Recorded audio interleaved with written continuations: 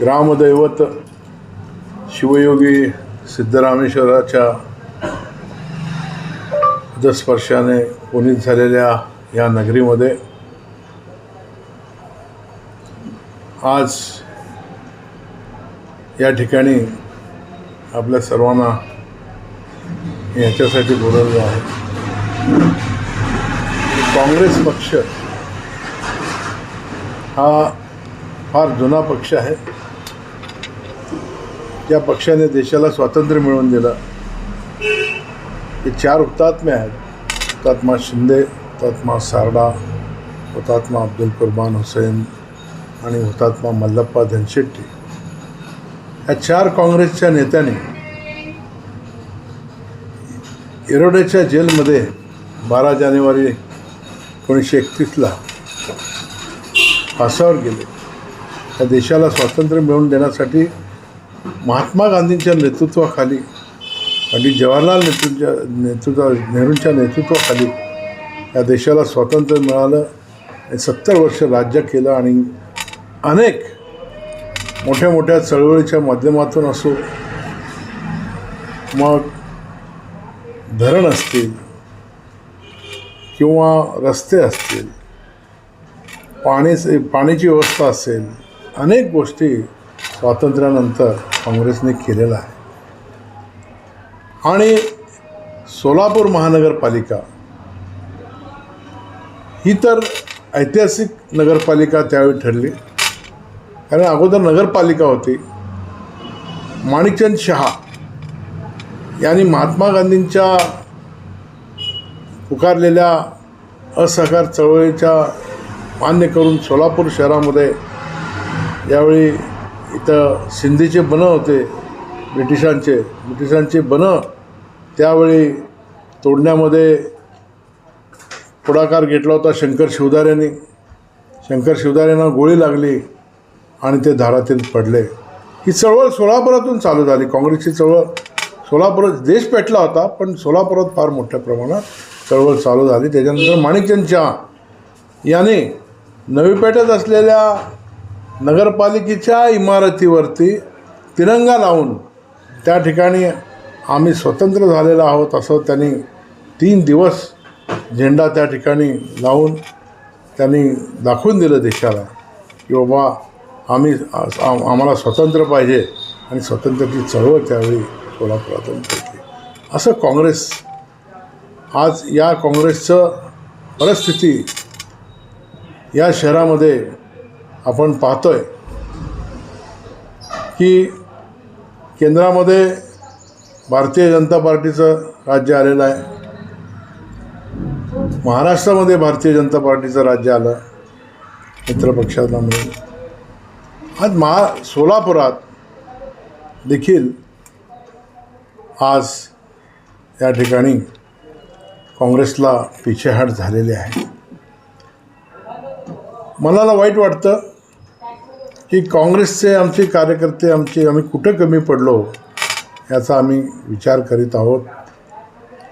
आणि या सगळ्या गोष्टीचा विचार करत असताना अनेक कार्यकर्ते, अनेक माजी महापौर असतील, अनेक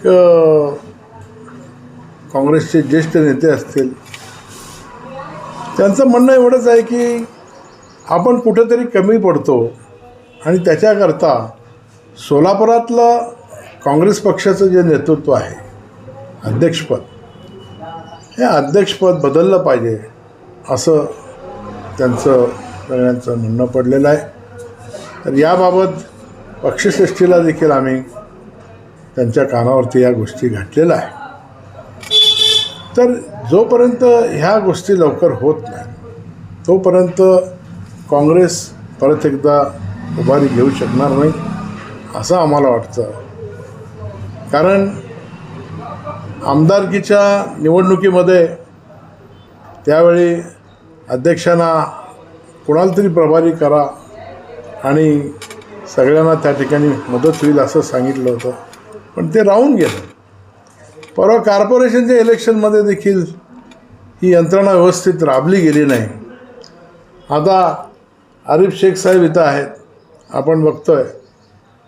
अध्यक्ष आले पण यांना माजी महापौर असून त्यांना त्या ठिकाणी ते पडले.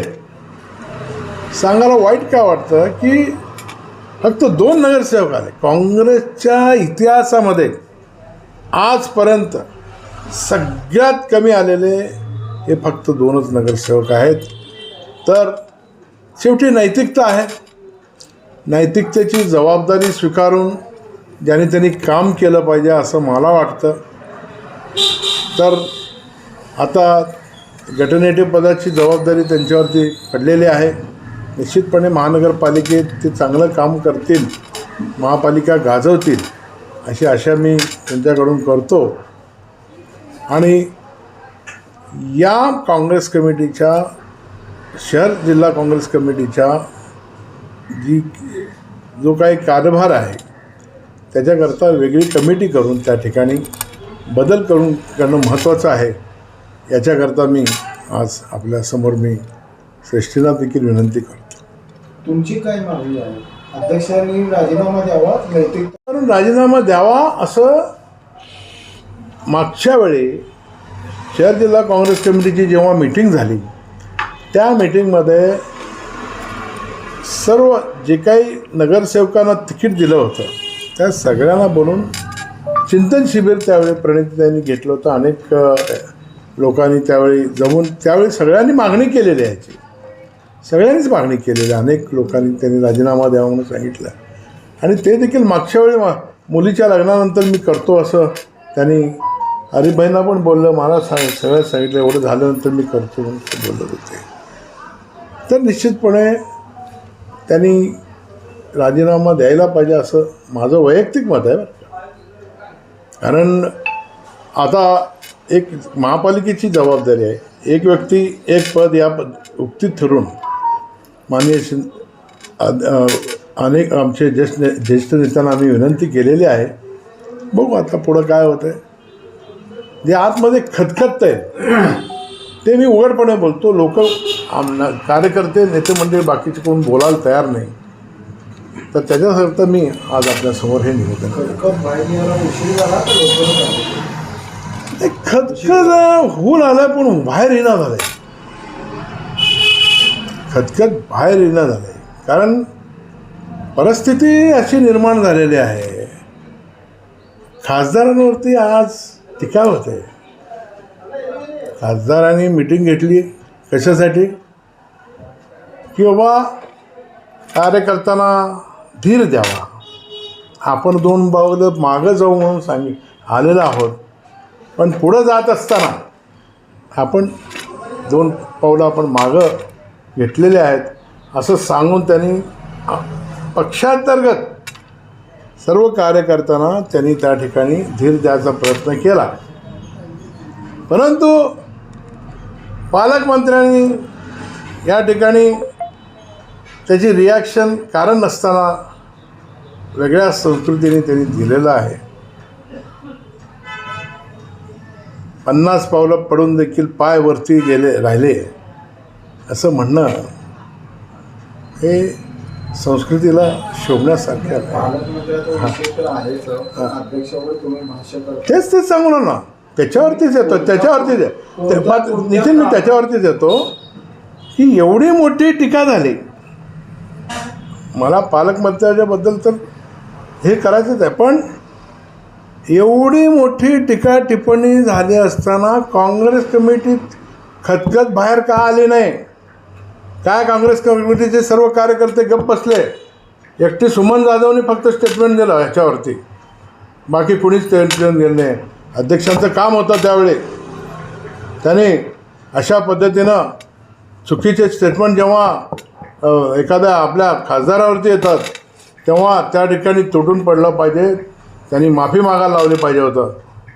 एका भगिनीला या खासदार ठिकाणी जयकुमार गोरेसाहेबांची बहीण असली असते तर त्यांनी बोलले असतं का असं माझा त्यांना सवाल आहे. अशा पद्धतीने बोलतात. तुमच्या या पालकमंत्री पदाला हे शोभत नाही असं मला वाटतं. कारण आपण एवढ्या मोठ्या प्रमाणात आपला विजय झालेला आहे. आपण विजय देखील पचवायला शिकलं पाहिजे. या ठिकाणी सगळ्यांना तुम्हाला काहीही डिवचलं नसताना देखील तुम्ही या पद्धतीनं त्यांच्यावरती तुम्ही आरोप केलं हे चुकीचं आहे, याचा मी निषेध करतो. दोन गोष्टी हे त्याला वेळ नाही ना. आता 15 ऑगस्ट असू दे, महात्मा गांधी जयंती असू दे, यावेळी वेळेवर होईना झाल्यात. पूर्वी कोणी येऊ दे जाऊ दे, 15 ऑगस्ट असू दे, 26 जानेवारी असू दे, महात्मा गांधी जयंती असू दे, महात्मा गांधी जयंतीला परेड व्हायची, सेवादलची परेड व्हायची सगळी समोरच्या बाजू, आणि झेंडावंदन व्हायचं. ते देखील आता टिळकांच्या पुतळ्यासमोर होत नाही, महात्मा गांधींच्या पुतळ्यासमोर होत नाही. असो, आता आम्हाला कसं जर का तक्रार करून किंवा वारंवार मागणी करून देखील जर का पक्षश्रेष्ठी तुमच्या मागणीकडे दुर्लक्ष केली तर तुमची भूमिका काय असेल? माझी मी राजीनामा देतो. आम्ही महात्मा गांधींच्या विचारावरती चालणारे लोक आहोत. त्यांनी जर आमचं ऐकलं नाही, आम्ही राजीनामा देऊन घरात बसतो. याच्या जेवण काय करायचं, आम्ही तेवढंच करतो. त्याची मागणी तुम्ही खासदार प्रणिते असतील किंवा माजी केंद्रीय गृहमंत्री सुशीलकुमार शिंदे साहेब असतील यांच्याकडे केली आहे का? केलं ना, सांगितलं ना, मागणी केली आहे.